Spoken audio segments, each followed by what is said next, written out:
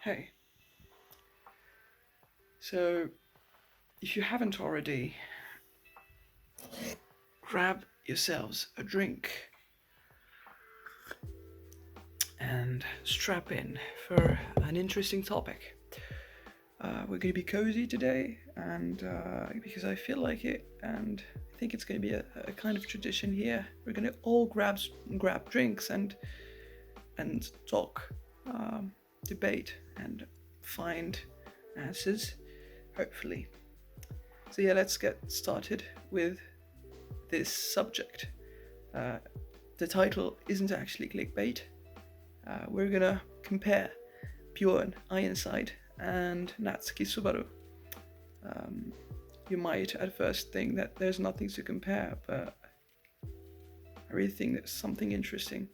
So yeah, let's get right into it.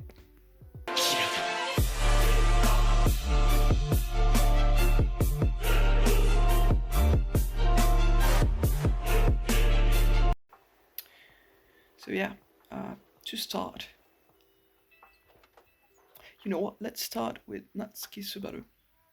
So I'm an avid watcher of Re:Zero. I think it's one of my favorite animes of all time. Must be in the top three at least, if it's not my favorite of all time. So I've been watching season 2 avidly.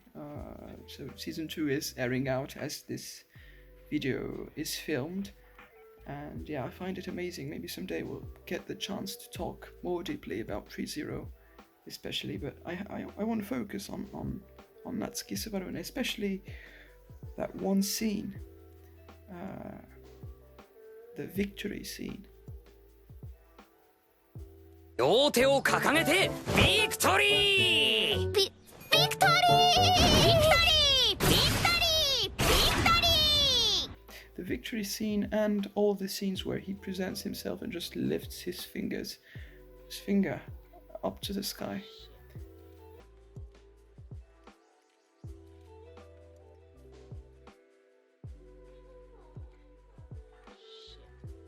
And yes, I mean, for a guy that died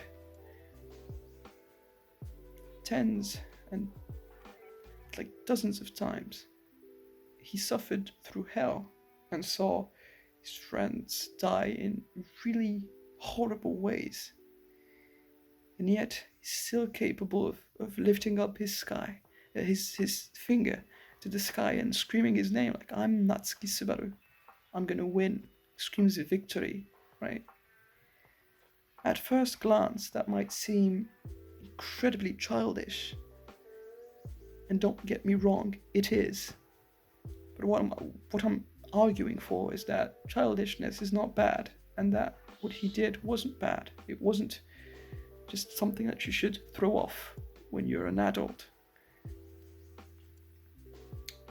So I've gone through a period of my life where I lived kind of like that, right? And then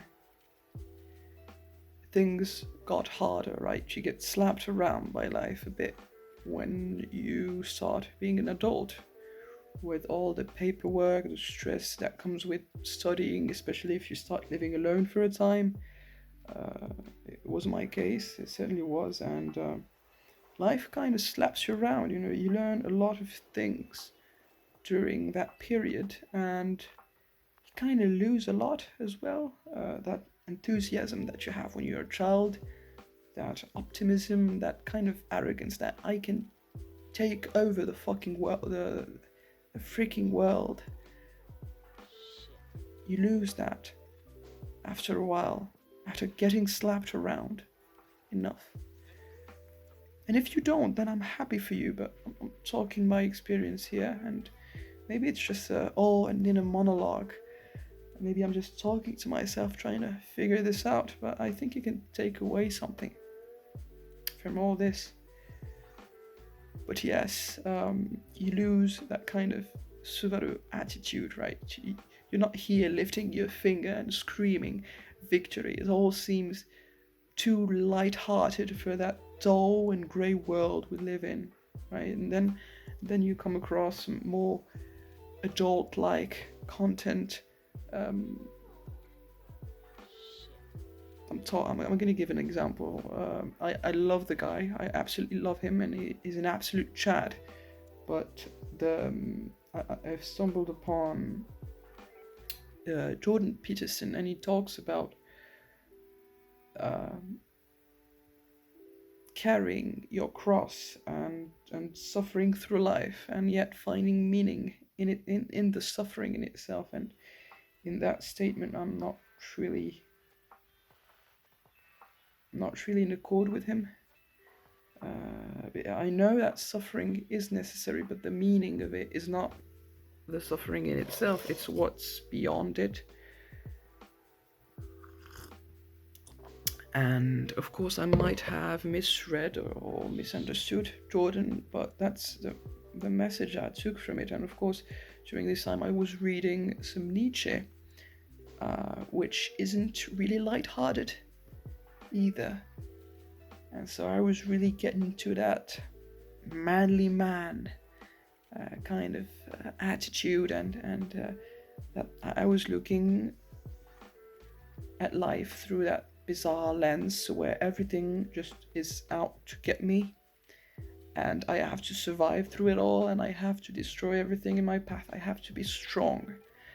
And so even the people in general that didn't want anything to do with me, or didn't want to hurt me, at least I thought they would hurt me, because that's how fucked life is, right? That's how grey it is. There's no more beauty in it, no more sublime. Well, that's watch my previous video if you haven't already. I talk about what I mean by sublime, but yeah, basically you have to be an adult, right? You have to be a man. You stop listening to childish music, you stop playing. Right? You stop playing, that's a big one. You stop playing. Drink with me. I hope you're enjoying this little talk. I certainly am, but you stop playing.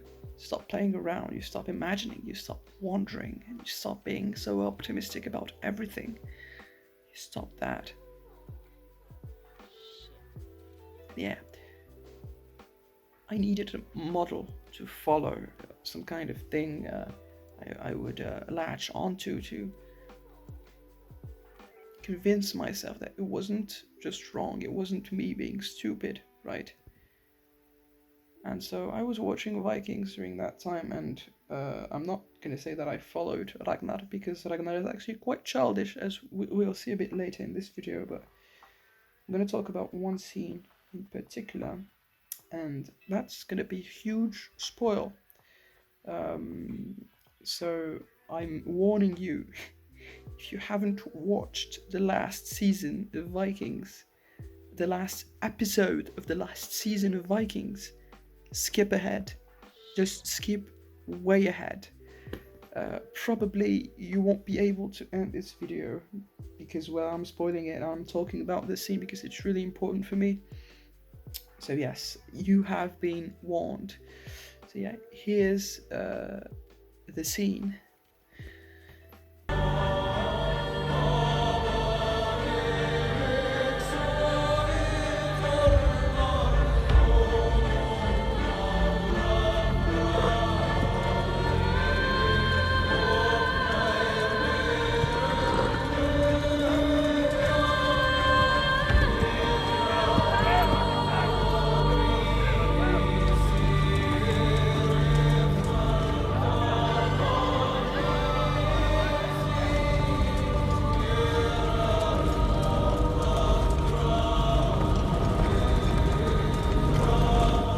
So yeah, that's a breathtaking scene, isn't it?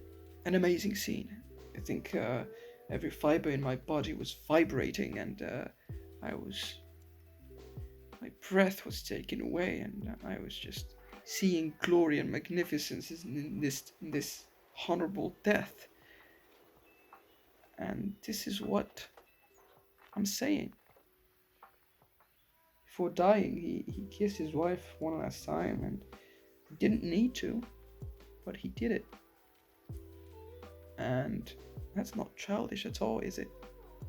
That's kind of grim when you think about it. When you strip away, when you strip this death from its glory and its messages that we stick upon it as human beings to make it palatable, well, you see a man that is dying, and that has to show up again and give his life to scare off the enemy. It's not even to win the war or to win the battle. You're just scaring off the enemy, and they're probably going to come back later. And it's his own brothers. So there's nothing definitive on what he did, nothing sure, nothing like a win. And he gave his last breath.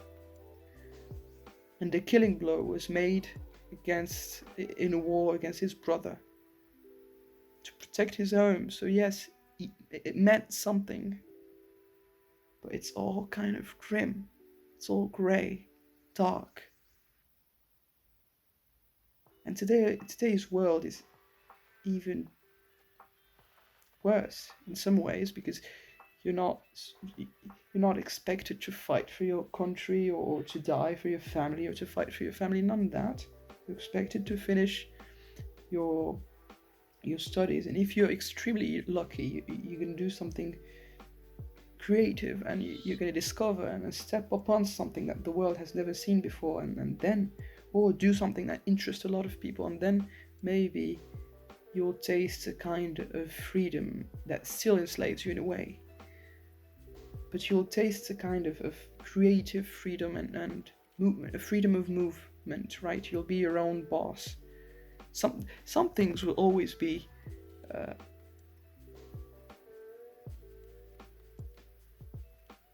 superior to you, but well, you'll be kind of your own boss, so that's cool. But if you don't discover anything, and you're not expected, right? People were expected to discover things. Now you're not expected to discover anything. Actually, you're expected to finish your studies and to go work. And if you want to have a little bit of freedom in that life, well, you go on and become an entrepreneur and actually build your own thing, which is an amazing thing. I think it's the way to go, but for many, they don't get that chance. And so they work full day of work for someone, and they gain their money, and they go and spend it on living, and it's do it all again tomorrow and the day after it and the day after it. Nothing changes, because you're not in a position to discover anything, and you haven't been taught to discover anything, and you're not expected as a child, as a student, as a working adult. You're not expected to discover anything. That's why when you discover something, everyone is just like baffled. It's like, oh my god, what did you just do? That's amazing. And you just discovered something or created something amazing. So everyone is baffled, because it's so rare today. Like, you're not expected to do that, sadly. And if you want to do that, you have to take it upon yourself, and only yourself, and you'll be kind of lonely for a bit of that walk, I guess, because I haven't done all of this.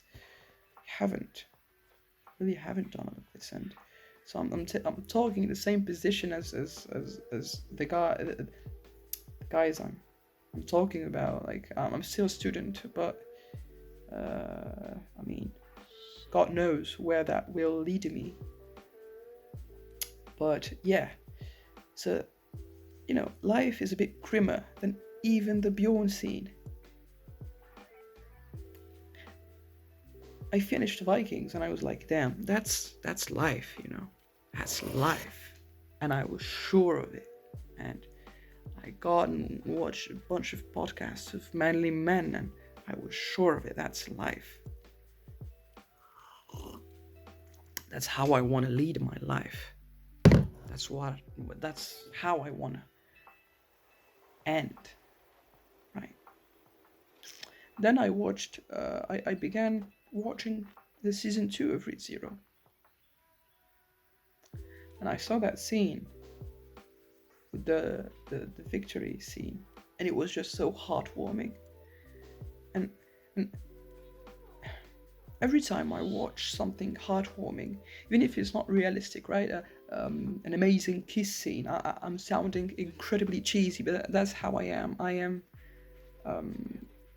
am a stone giant with an ice cream heart. So yes, that kind of shit melts me, and I love it. I'm a sucker for that, and I watched that. And I watched ReZero season 2. There was an incredible kiss scene, and there was that moment where Subaru just raised his finger and was like, I'm gonna do that shit, because I want to do it. And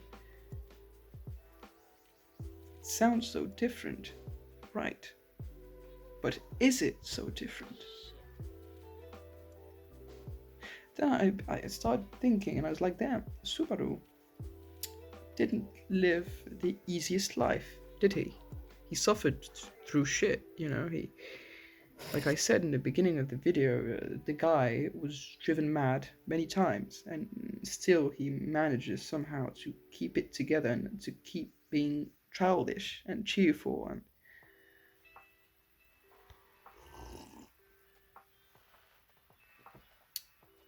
yes.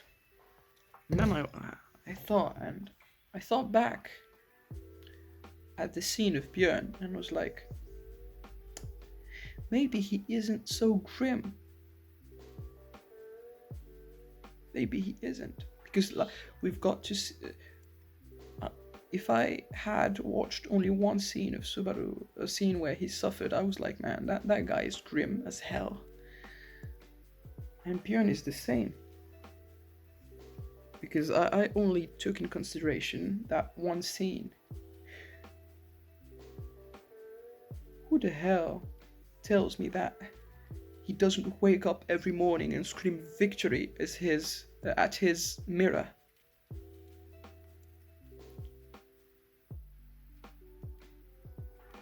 Who the hell tells me he doesn't do that? I know for a fact he had children and was incredibly sad to lose his woman, and well, he did some shady stuff with women, but nonetheless, who the hell tells me that? And then I remembered incredible man that lived in incredible times. I'm going to talk about Alexander for a bit, and the channel's name is Raging Iskandar, and Iskandar is the Arabic or Persian, Perso-Arabic name for Alexander the Great. It's Iskandar. Raging Iskandar, because I love the character, and I'm going to talk about him now a bit. He used to read every time he stopped, right? He had a carriage full of books. Every time he would have a little pause during his campaign, he would read. Once he was asked why he did all of these things, why he spent 10 years out of his home, not seeing his mother and his family and his land, and resting, because what he did in 1 year is already enough. Why do you spend all these years again and again stretching out the empire? Why? When you can rest. And he looked at them and he was like, hope. For hope. And another thing, the guy was, he was kind of he liked the Persian culture, and so he took kind of a lot of things from it as time went by. And the Persians used to kiss the Persian kings were used to kiss their subjects, and the Greek didn't do that. And so Alexander started to kiss the Persian subjects and didn't kiss the Greek ones. And one of the Greek soldiers was like, "Man, why don't you kiss me, man? Why do you kiss only the others? I'm mad," right? And so Alexander went out. He called his whole army and kissed every one of them that wanted to be kissed, of course. But the guy was a child. He went to the tomb of Achilles, what is thought to be the tomb of Achilles, on the Hellespont, and he got naked and started dancing because he was so happy, because the guy thought he was a descendant from Achilles, right? That's amazing. That's really cool. So the guy was 23, but let's not forget, at 23, you're done with your studies. For the most part, if you start early, well, you're done with your studies, and you start working. The guy you start working, and maybe you start smoking and drinking, and you become more grim and bitter. You become an adult, right? Dancing naked won't be any fun for you, or reading about a mythic hero won't be fun. Playing around with your mates won't be fun. You know, you go out on clubs and have fun. That's fun. I'm not gonna lie, but I mean, the guy got naked with his best friend. He got naked as well, and they started dancing together around the tomb. He used to sleep with a book under his pillow, with the Iliad. That guy was a mega child. He was a child. He was a freaking child. And then I remembered that you have to be kind of childish, kind of mad, to think that you're gonna take over the whole world. And it's the same for Bjorn. You have to be a bit childish to tell yourself, yeah man, I'm gonna put myself on my horse, even if I'm dying, and I'm gonna look at them, and they're all gonna screw off. And just by doing that, I'm gonna make them run without doing anything, and I'm gonna die for it, but I'm gonna die anyway, so I might as well just middle finger them till the end. And that's what he did. And you have to be kind of childish to do that, right? A reasonable man would be like, yeah, start the negotiations because well, we're outnumbered. You're gonna get all destroyed. Start the negotiations and give away like some gold and a part of the land. Maybe try to keep something, and if you can't, just save the people, right? That's what a reasonable man would do. But the guy was like, nah, we ain't having any of that. Screw them. And he did. I mean, I know that's not historical and stuff, but the Bjorn thing isn't historical. The Alexander thing was. But the Bjorn thing is a good example still. And so that's like, I took 2 slaps to my face, and I was like, yeah, damn. Maybe I don't need to be all white or all black. Maybe there's a gray in between the two, where Natsuki actually is, where Bjorn actually is, when I thought one was in the whole white part and one other was in the all black part. Maybe they were aligned in the middle. Maybe, just maybe. Then I remembered something else, something really, really interesting. You know, the Greek were pretty known, and they had a lot of neighbors, and I think that the Persians that talked about them like that. I think the Athenians were seen as the Athenians, and I'm not sure about that. Maybe the Greek in general. But more specifically, I think the Athenians, right?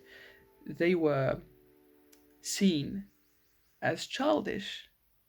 The Egyptians, yes, it was the Egyptians that talked about them like that.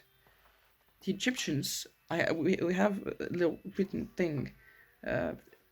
They talked about the Athenians as children, forever children. because they're all childish about how they think about honor. They are all fighting for everything, and they fight, and then they're happy because they're friends, and that's how children act. And then they want to do something, and so they do it. They dump millions on a godly statue. That's amazing, but that's not reasonable. That's completely childish. When you can worship your god with a little wooden statue, well, you pour all your gold, billions of dollars, in that statue and ivory, and you build it as tall as you can because you're that arrogant. You're like, man, I'm gonna do whatever I want.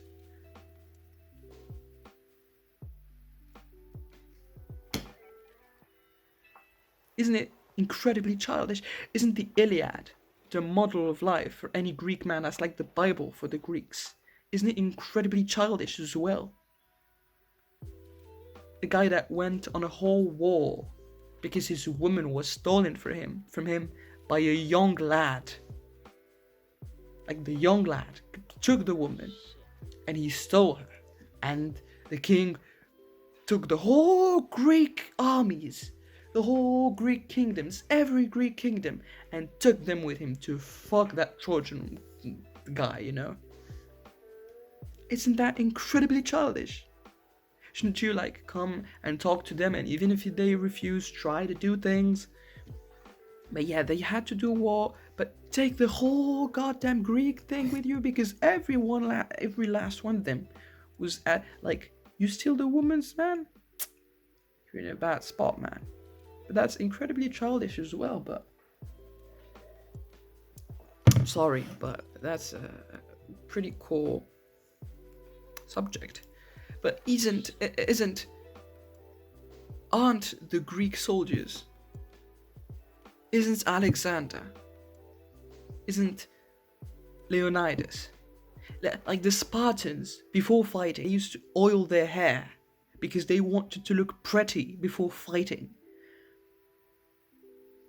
But aren't these same Spartans and these same Athenians, isn't Leonidas, isn't Pericles, aren't these men, isn't Alexander, aren't these men ones of the most manly men you can find? Yes, they are. They most certainly are. And yet, they are described as eternal children.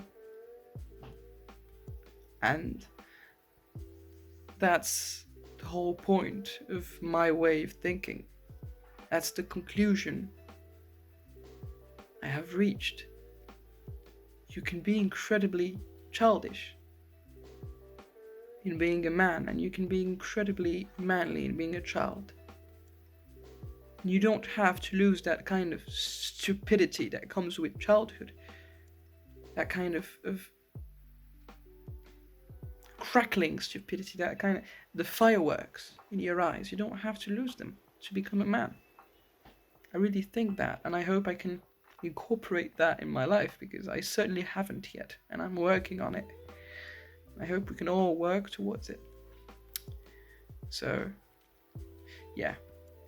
I think I'm done with this one. It's quite the long one.